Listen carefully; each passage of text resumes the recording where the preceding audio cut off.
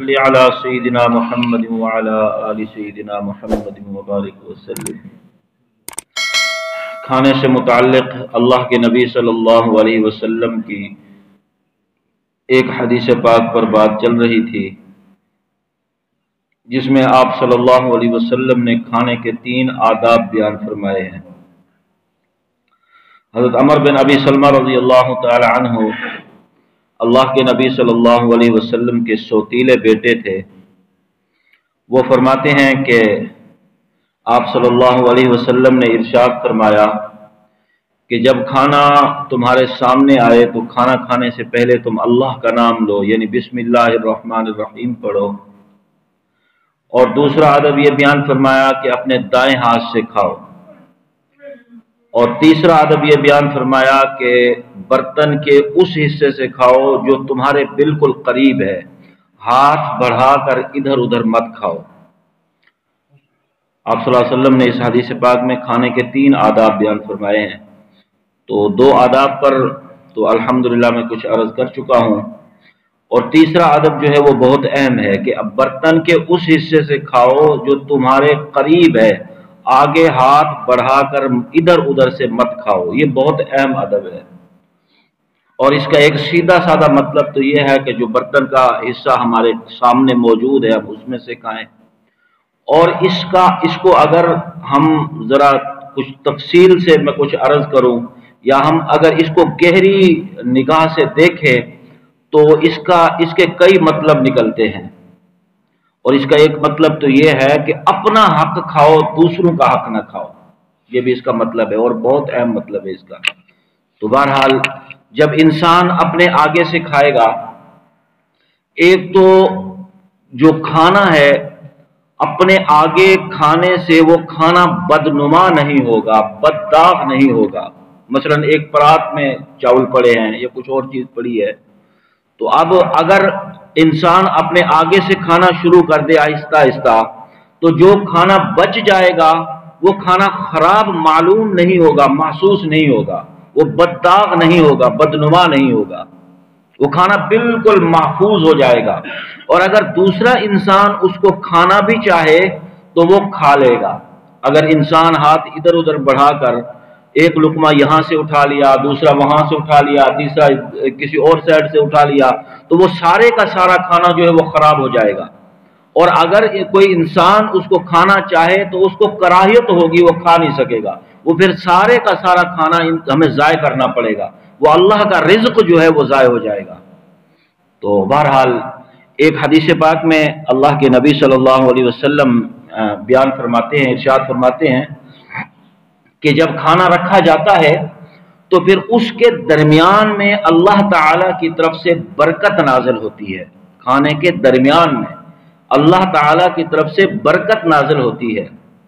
اب اگر کھانے کے درمیان سے کھا لیا اپنی مرضی سے ہاتھ بڑھا کر، تو اس کا مطلب یہ ہے کہ وہ کھانے کی جو برکت ہے وہ برکت ختم ہو گئی۔ اگر انسان ایک سائڈ سے کھائے گا، اپنے سامنے سے کھانا شروع کرے گا، تو وہ جو برکت ہے کھانے کی اللہ تعالی کی طرف سے، وہ کافی دیر برکت برقرار رہے گی، اللہ کی طرف سے اترتی رہے گی۔ اب یہ سوال پیدا ہوتا ہے کہ برکت چیز کیا ہے، اور کھانے کے درمیان یہ کس طرح نازل ہوتی ہے؟ تو یاد رکھیں کہ یہ اللہ تعالی کی حکمتیں ہیں۔ یہ اللہ تعالی، ہم ان باتوں کو اپنی محدود عقل سے نہ سوچ سکتے ہیں نہ سمجھ سکتے ہیں، کیونکہ اللہ تعالیٰ کی حکمتیں ہیں، اللہ تعالیٰ جانے اور اس کے رسول جانے صلی اللہ علیہ وسلم۔ ہمیں تو بس یہ حکم ہے کہ جب کھانا تمہارے سامنے آئے تو تم بسم اللہ پڑھ کر اور اپنے دائیں ہاتھ سے اور برتن کے اس حصے سے کھاؤ جو تمہارے قریب ہے، ادھر ادھر ہاتھ مت بڑھاؤ۔ لیکن یہاں پر یہ بات بھی یاد رکھیں کہ یہ ادب اس وقت ہے جب کھانا ایک ہی قسم کا ہو، جب کھانا ایک ہی قسم کا ہو۔ اگر برتن کے اندر مختلف قسم کی چیزیں ہوں تو پھر دوسری طرف ہاتھ بڑھا کر کوئی اور اپنی پسند کی چیز اٹھا لینے میں کوئی حرج بھی نہیں ہے، اس میں کوئی مذائقہ بھی نہیں ہے۔ کیونکہ ایک حدیث پاک میں آتا ہے کہ ایک صحابی فرماتے ہیں کہ میں ایک مرتبہ اللہ کے نبی صلی اللہ علیہ وسلم کی خدمت اقدس میں حاضر ہوا، تو اس وقت آپ صلی اللہ علیہ وسلم کسی دعوت میں تشریف لے جا رہے تھے، تو پھر آپ صلی اللہ علیہ وسلم نے مجھے بھی حکم فرمایا کہ میرے ساتھ چلو۔ تو فرماتے ہیں کہ میں ابھی اللہ کے نبی صلی اللہ علیہ وسلم کے ساتھ چل پڑا۔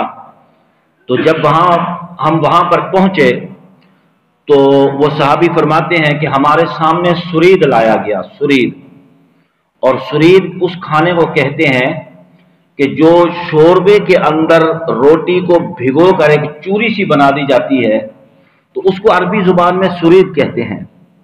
اور اس سرید کی اللہ کے نبی صلی اللہ علیہ وسلم نے بہت زیادہ تعریف فرمائی ہے، بلکہ ایک حدیث پاک میں اس کھانے کو تمام کھانوں کا سردار کہا گیا ہے، اور یہ بہت لذیذ بھی ہوتا ہے اور زود ہضم بھی ہوتا ہے، معدے کے اوپر بوجھ بھی نہیں بنتا۔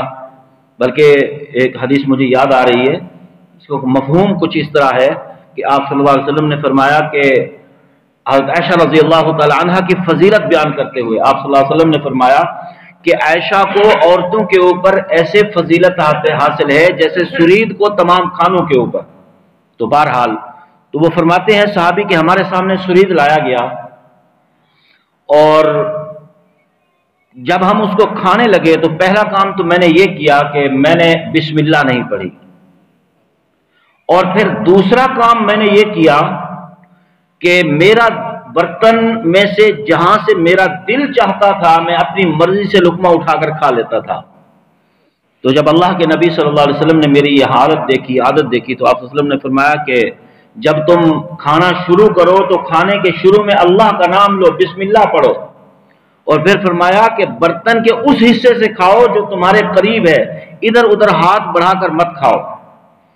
تو پھر وہ صحابی فرماتے ہیں کہ جب کھانا ختم ہو گیا اور اس کے بعد پھر ہمارے سامنے ایک کھجوروں کا تھال لایا گیا جس میں مختلف قسم کی کھجوریں تھیں، یعنی خشک بھی تھی، تر بھی تھی، چھوٹی بھی تھی، بڑی بھی تھی، کچی بھی تھی، پکی بھی تھی، ہر قسم کی کھجوریں تھیں۔ تو وہ صحابی فرماتے ہیں کہ ہم کھجوریں کھانے لگے تو میں نے دیکھا کہ اللہ کے نبی صلی اللہ علیہ وسلم کا جو ہاتھ مبارک تھا وہ برتن کے کبھی اس طرف چلا جاتا اور کبھی اس طرف چلا جاتا، تو آپ صلی اللہ علیہ وسلم کا جہاں سے دل چاہتا تھا وہیں سے کھجور اٹھا کر کھا لیتے تھے، جبکہ میں اپنے آگے سے کھا رہا تھا، کیونکہ مجھے اللہ کے نبی صلی اللہ علیہ وسلم نے حکم فرمایا تھا کہ برتن کے اس حصے سے کھاؤ جو تمہارے قریب تر ہے۔ تو فرماتے ہیں کہ جب اللہ کے نبی صلی اللہ علیہ وسلم نے میری دیکھی یہ حالت، تو آپ صلی اللہ علیہ وسلم نے فرمایا کہ یہ اس تھال کے اندر، اس برتن کے اندر مختلف قسم کی کھجوریں ہیں، یہ ایک ہی قسم کا کھانا نہیں ہے، اس میں مختلف قسم کی کھجوریں ہیں، اب جہاں سے تمہارا دل چاہتا ہے وہیں سے کھجور اٹھا کر تم کھا سکتے ہو، یہ کوئی منع نہیں ہے۔ تو اس سے یہ بات ظاہر ہوتی ہے کہ اگر کھانا ایک ہی قسم کا ہو تو پھر انسان کو اپنے آگے سے کھانا چاہیے، یعنی برتن کے اس حصے سے کھانا چاہیے جو انسان کے بالکل سامنے ہے، قریب ہے۔ اگر مختلف قسم کا کھانا ہو تو پھر جو انسان کا دل چاہے اپنی مرضی سے اٹھا کر وہ کھا سکتا ہے۔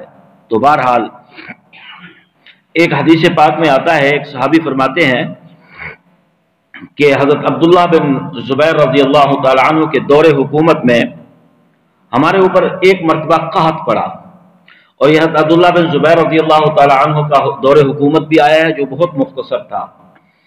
تو بہرحال وہ فرماتے ہیں کہ ہمارے اوپر قحط پڑا، تو اس قحط کے زمانے میں، اس قحط کی حالت میں اللہ تعالیٰ نے کچھ ہمیں کھجوریں عطا فرمائیں، اور ہم لوگ وہ کھجوریں کھا رہے تھے کہ اتنے میں حضرت عبداللہ بن عمر رضی اللہ تعالی عنہما وہاں سے گزرے، ان کا گزر ہوا، اور انہوں نے دیکھا کہ ہم میں سے بعض ساتھی ایک ایک کھجور کھا رہے تھے اور بعض بھائی جو ہے وہ دو دو کھجوریں اٹھا کر اکٹھی کھا رہے تھے۔ تو حضرت عبداللہ بن عمر رضی اللہ تعالی عنہما نے فرمایا کہ دو دو کھجوریں ایک ساتھ ملا کر مت کھاؤ، اس لیے کہ اللہ کے نبی صلی اللہ علیہ وسلم نے اس سے منع فرمایا ہے، یعنی دو دو کھجوریں ایک ساتھ ملا کر کھانے سے آپ صلی اللہ علیہ وسلم نے منع فرمایا ہے۔ اب یہاں پر سوال پیدا ہوتا ہے کہ جو ہمارے سامنے چیز پڑی ہے، چاہے यानी खजूरें हैं वो हमारी अपनी मलकियत है, हम एक उठा कर खाएं, दो उठा कर खाएं या चार चार इकट्ठी उठा कर खाएं, लेकिन आप सल्लल्लाहु अलैहि वसल्लम ने इसे मना क्यों फरमाया है?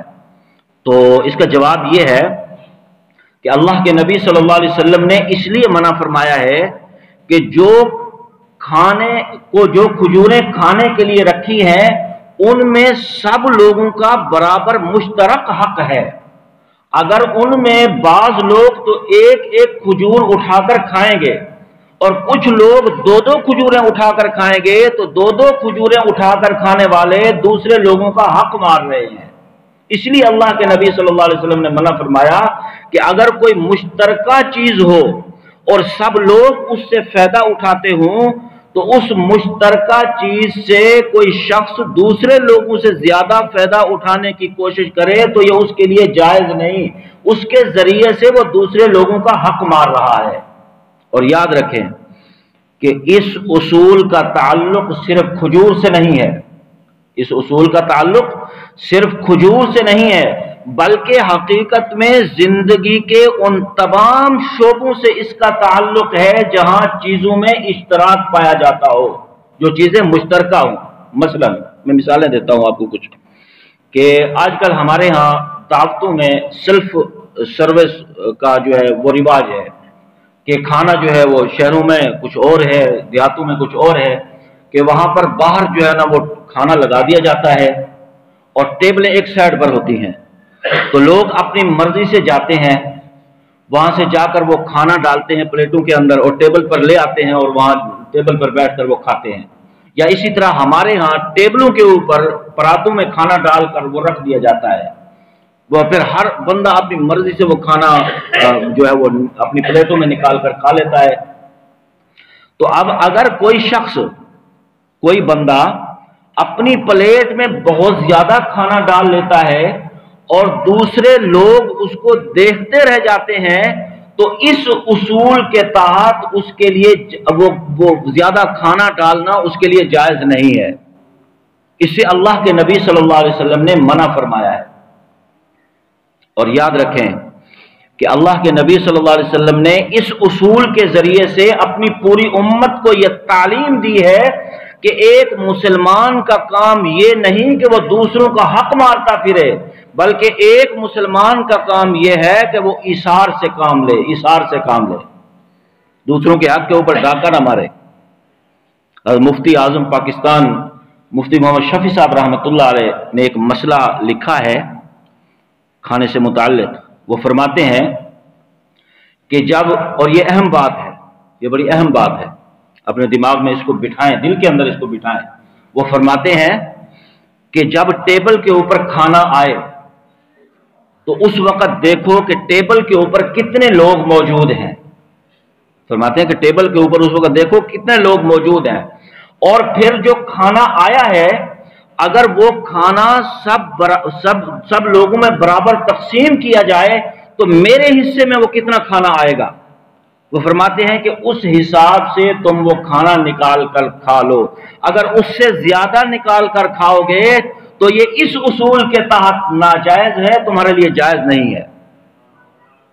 और ये बहुत अहम बात है और हमारा इस तरफ कभी ध्यान ही नहीं जाता, और हम में से हर शख्स की यही ख्वाहिश होती है कि जब टेबल के ऊपर खाना आता है दावतों में कि मैं अपनी प्लेट भर लूं और दूसरे के लिए बचे या ना बचे, जबकि शरीयत इस बात की इजाजत नहीं देती। और इसी तरह जो है ना बाज हमारे यहाँ हमारे माशरे के अंदर ये वबा भी आम है कि भाइयों के अंदर मुश्तरका कारोबार होता है, भाइयों के अंदर, और उसमें मलकियतों की वजाहत नहीं होती कि एक भाई की मलकियत कितनी है और दूसरे भाई की मलकियत कितनी है, कोई लिख पढ़ नहीं होती, और मामला ऐसे ही चलता रहता है और चंद दिनों तक या चंद महीनों तक या चंद सालों तक वो मामला ऐसे चलता रहता है। लेकिन उसके बाद फिर दिलों के अंदर शिकायतें पैदा होना शुरू हो जाती हैं और फिर जो है ना वो आपस में लड़ाई झगड़े शुरू हो जाते हैं। एक कहता है जी मेरी औलाद ज्यादा है, इसकी औलाद, मेरी औलाद कम है, इसकी औलाद ज्यादा है। और ये ज्यादा पैसे लेता है, मैं कम पैसे लेता हूं, उसके बेटे की या बेटी की शादी हुई थी, उसने ज्यादा खर्च किया, और मेरे बेटे या बेटी की शादी हुई, मैंने कम खर्च किया। फिर यहां से दिलों के अंदर नफरतें पैदा हो जाती हैं। जबकि शरीयत का हुक्म यह है कि अगर भाई या बाप बेटा या शोहर बीवी के दरमियान भी कोई मामला हो तो उसकी मलकियत की वजाहत भी जरूरी है। शरन लाजिम है, मुसलमान के ऊपर शरन लाजिम है कि वो मलकियतों की वजाहत करके रखे, मलकियतों में इम्तियाज करके रखे। हज़रत हकीमुल उम्मा मौलाना शरीफ थानवी रहमतुल्लाह अलैह की 2 बीवियां थीं और दोनों के मकान अलग अलग थे। और हज़रत थानवी रहमतुल्लाह अलैह एक मरतबा फरमाने लगे कि मैंने अपनी दोनों बीवियों और अपनी मलकियतों के अंदर इम्तियाज कर रखा है। फरमाया कि मेरी बड़ी अहलिया के घर के अंदर जो सामान पड़ा है वो उसकी मलकियत है, और मेरी छोटी बीवी के घर के अंदर जो सामान पड़ा है वो उसकी मलकियत है। और फरमाया कि जो खानकाह के अंदर सामान मौजूद है वो मेरी मलकियत है। फिर फरमाया कि अगर आज ही मैं फौत हो जाऊं तो मलकियतों में इम्तियाज मौजूद है, मुझे कुछ कहने और सुनने की जरूरत नहीं है। तो शरन इंसान के ऊपर लाजिम है कि वो मलकियतों की वजाहत करके रखे, मलकियतों में इम्तियाज करके रखे। चाहे भाइयों का मुश्तरका कारोबार हो या बाप बेटे का हो या खामद और बीवी की कोई चीज हो मुश्तरका, तो उसमें भी इम्तियाज जरूरी है। और हज़रत मुफ्ती आजम पाकिस्तान मुफ्ती शफी साहब रहमतुल्लाह अलैह एक और मसला भी लिखा है। वो फरमाते हैं कि बाज़ चीजें ऐसी होती हैं जो घरों के अंदर मुश्तरका इस्तेमाल होती हैं, घरों के अंदर वो चीजें मुश्तरका इस्तेमाल होती हैं, और फिर उनकी जगह मुकर्रर होती हैं कि मसलन साबुन फलां जगह पर रखा जाएगा, और प्याला फलां जगह पर रखा जाएगा, और सुई फलां जगह पर रखी जाएगी, गिलास फलां जगह पर रखा जाएगा। इसी तरह मुख्तलिफ किस्म की चीजें होती हैं और उनकी जगह मुकर्रर होती है। हज़रत ने लिखा है कि अगर कोई शख्स उन मुश्तरका चीजों में से कोई चीज इस्तेमाल करके उसको बेजगह रख देता है, आउट ऑफ साइड रख देता है, और घर का दूसरा फर्द फिर अपने इस्तेमाल के लिए उस चीज को इस्तेमाल करने की गरज से वहां पर जाता है, तो और उसको वो चीज अपनी जगह पर नहीं मिलती, तो हज़रत ने लिखा है कि इंसान का ये अमल गुनाह कबीरा है। याद रखें क्या लिखा है उलमा ने कि इंसान का ये अमल गुनाह कबीरा है, इसलिए कि जब दूसरा शख्स उस चीज को इस्तेमाल करने की गरज से वहां पर जाएगा तो उसको वो चीज नहीं मिलेगी, उसको तकलीफ होगी। फरमाते हैं कि किसी मुसलमान को तकलीफ पहुंचाना गुनाह कबीरा है, और हमारा तो ध्यान इस तरफ नहीं जाता, और हम तो समझते हैं कि ये दुनियादारी का काम है और घर का इंतजामी मामला है। लेकिन याद रखें कि जिंदगी का कोई गोशा ऐसा नहीं है कि जिसके बारे में हमारे दीन के अंदर हिदायत मौजूद ना हो। हाँ, और इसी तरह बाज बातें ऐसी भी होती हैं कि जिनको बताते हुए कुछ शर्म सी भी महसूस होती है, लेकिन दीन की बात बताने के लिए शर्म भी जरूरी नहीं है, शर्म करना भी ठीक नहीं है। कि जैसे हम मसलन कि जैसे हमारे यहाँ ये मुश्तरका वाशरूम है, मसलन के मस्जिद के वाशरूम है, और अब अगर कोई इंसान उन वाशरूम को इस्तेमाल करता है तो शरन उसके ऊपर लाजिम है। ये मसला है, फिर आप जरा गौर से सुने इस बात को। शरन उसके ऊपर लाजिम है कि वो उनकी सफाई भी करके आए। अगर वो सफाई करके नहीं आता, उनको वैसे ही छोड़कर चला आता है, तो ये अमल भी उसका गुनाह कबीरा है, उलमा किराम ने लिखा है। इसलिए कि जब दूसरा कोई शख्स वहां पर उन वाशरूमों को इस्तेमाल करने के लिए जाएगा तो उनकी हालत ठीक नहीं होगी, वो गंदे होंगे, उसको उस गंदगी की वजह से उनको उस आदमी को कराहत होगी, उस आदमी को कराहत होगी, और कराहत की वजह से उसको तकलीफ होगी। फरमाते हैं कि किसी मुसलमान को तकलीफ पहुंचाना गुनाह कबीरा है। इस बात को अपने ज़हन में बिठाएं कि कोई भी मुश्तरका चीज हो, अगर कोई इंसान उसको इस्तेमाल कर रहा है तो उसके ऊपर शरन लाजिम है कि वो उसकी सफाई भी करे। और हमारे यहाँ तो ये बात है ही नहीं। हम तो समझते हैं कि हमारा काम ही नहीं है और जैसे जाते हैं वैसे निकल आते हैं। हमारे दिमाग में तो यही तस्वुर है ना जी, जबकि शरन उसके ऊपर लाजिम है कि वो उसकी सफाई भी करके आए। हम तो कहते हैं बस ठीक है, ये तो इमाम का काम है, ये इंतजामिया का काम है, हमारा क्या काम है, क्योंकि ये बात गलत है। और खुद भी गुनाहगार हो रहे हैं और दूसरों को भी गुनाहगार कर रहे हैं। साहब ज़रा जो जाएगा वो गालियां निकालता हुआ आएगा या ग़ीबत करता हुआ आएगा, है ना जी। खुद भी गुनाहगार हो रहे होते हैं, दूसरों को भी गुनाहगार कर रहे होते हैं।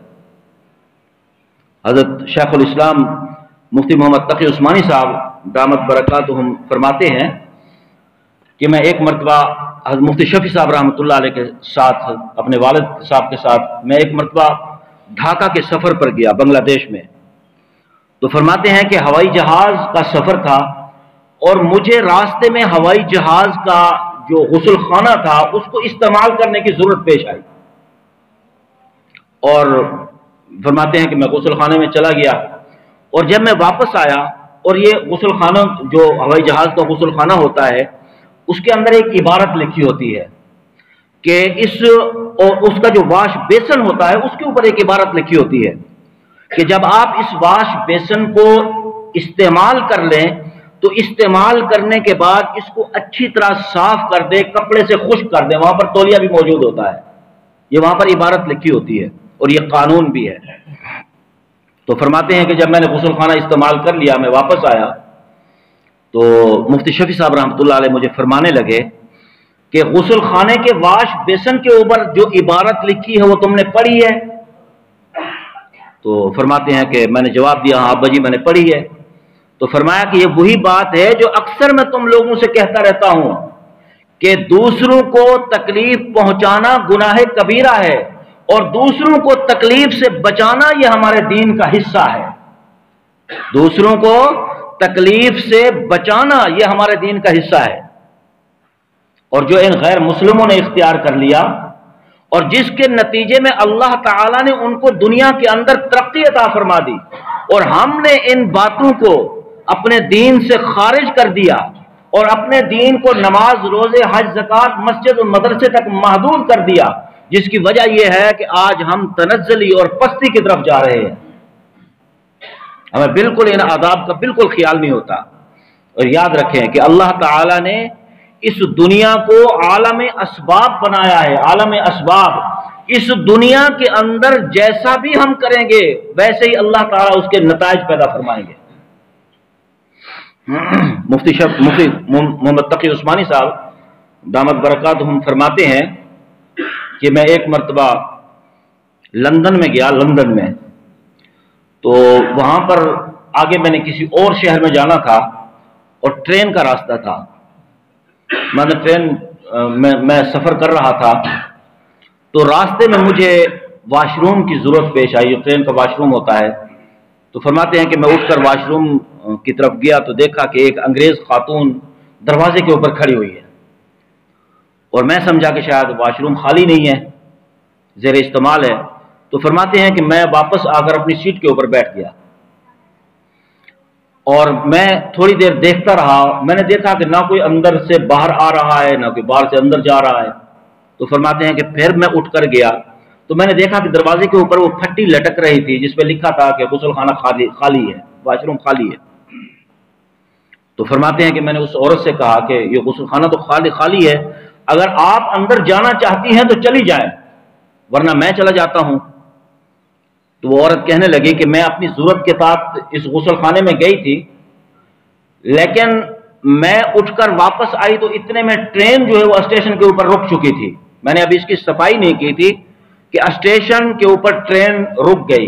और कानून ये है कि जितनी देर स्टेशन के ऊपर ट्रेन रुकी रहे उस गुस्ल खाने को इस्तेमाल नहीं कर सकते और ना ही उसको साफ कर सकते हैं।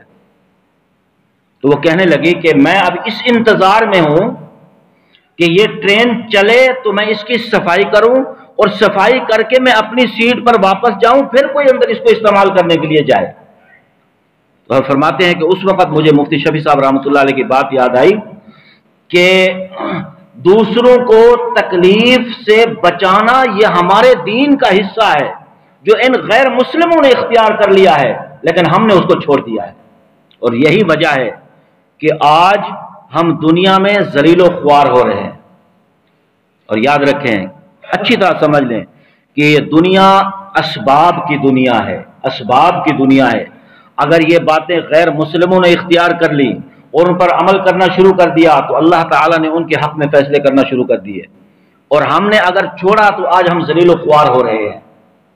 اور ہم یہ اعتراض تو کرتے رہتے ہیں کہ جی ہم صاحب ایمان ہیں، ہم کلمہ گو ہیں، ہم آپ صلی اللہ علیہ وسلم کے امتی ہیں، ہم کلمہ پڑھنے والے ہیں، لیکن اس کے باوجود ہم دنیا کے اندر ذلیل و خوار ہو رہے ہیں، اور وہ کافر ہیں، صاحب ایمان نہیں ہیں، کلمہ نہیں پڑھتے، جبکہ وہ دنیا کے اندر ترقی کرتے جا رہے ہیں۔ یہ اعتراض تو ہم کرتے رہتے ہیں، لیکن اگر ہم تھوڑا سا غور کریں تو یہ نظر آئے گا کہ وہ کافر ہونے کے باوجود اپنی تجارت میں، کاروبار میں جھوٹ نہیں بولتے، وہ امانت میں خیانت نہیں کرتے، دیانت سے کام لیتے ہیں، جس کے نتیجے میں اللہ تعالیٰ نے ان کی تجارت کو دنیا کے اندر چمکا دیا ہے، جبکہ ہم نے ان آداب کو، وہ آداب، معاشرت کے وہ آداب جو ہمیں اللہ اور اس کے رسول صلی اللہ علیہ وسلم نے بتائے تھے اور سکھائے تھے، اپنی زندگیوں سے خارج کر دیا ہے، اور دین کو صرف نماز، روزے، حج، زکوٰۃ، مسجد اور مدرسے تک محدود کر دیا ہے، اور باقی ہم نے جتنی بھی باتیں تھی ساری کی ساری اپنی زندگیوں سے خارج کر دی ہے۔ یہی وجہ ہے کہ آج ہم دنیا کے اندر ذلیل و خوار ہو رہے ہیں۔ اور یہاں پر یہ بات بھی یاد رکھیں، میں وضاحت کرتا چلوں کہ یہ جو نماز، روزہ، حج، زکوٰۃ، جتنی بھی عبادات ہیں، یاد رکھیں یہ مقصود اصلی ہے۔ یہ بات بھی میری بات کا یہ مطلب نہیں ہے کہ ان کی اہمیت نہیں ہے، نہیں، نماز، جتنی بھی عبادات ہیں، عبادات مقصود اصلی ہے۔ یعنی اگر انبیاء آتے تھے جہاں وہ دوسری چیزیں سکھاتے تھے، معاشرت سکھاتے تھے، معاملات سکھاتے تھے، اخلاق سکھاتے تھے، عقائد بتاتے تھے، تو وہاں پر وہ عبادات بھی انسان کو سکھاتے تھے اور کہتے تھے کہ یہ عبادات مقصود اصلی ہیں۔ تو عبادات جو ہیں ان کی اپنی اہمیت ہے، لیکن باقی جتنے بھی شعبے ہیں، معاملات ہیں یا معاشرت ہیں، ان کی اپنی اہمیت ہے، اور معاشرت کا تعلق دنیا داری سے ہے۔ معاشرت کا تعلق، معاشرت جو دین اسلام کا شعبہ ہے، اس کا تعلق دنیا داری سے ہے، اور اگر ہم دنیا کے اندر معاشرت کو ان اصولوں پر استوار کر لیں اور ان اصولوں کے مطابق چلیں جن کے اللہ کے نبی صلی اللہ علیہ وسلم نے ہمیں تعلیم دی ہے، تو اللہ کی قسم یہ دنیا ہمارے لیے جنت بن جائے گی۔ تو بہرحال بات یہاں سے چلی تھی کہ اللہ کے نبی صلی اللہ علیہ وسلم نے 2 کھجوریں ایک ساتھ ملا کر کھانے سے منع فرمایا ہے۔ تو اور یہ ایک معمولی سی چھوٹی سی دیکھنے میں بات ہے، لیکن اتنی جامع ہے، اتنی ہماگیر ہے کہ اس میں سے ہمارے لیے بہت سارے اصول نکلتے ہیں، بہت سارے اصول نکلتے ہیں۔ تو اللہ تعالی ہمارے دلوں کے اندر اس کا احساس اور ادراک پیدا فرما دے۔ تو انشاءاللہ اگلے جمعہ کو پھر اسی بات کو آگے لے کر چلیں گے۔ اللہ تعالی ہمیں عمل کی توفیق عطا فرمائے۔ وآخر دعوانا الحمدللہ رب العالمین۔ Subscribe to our channel by clicking the subscribe button. Click the bell button and enjoy the latest uploads from our channel.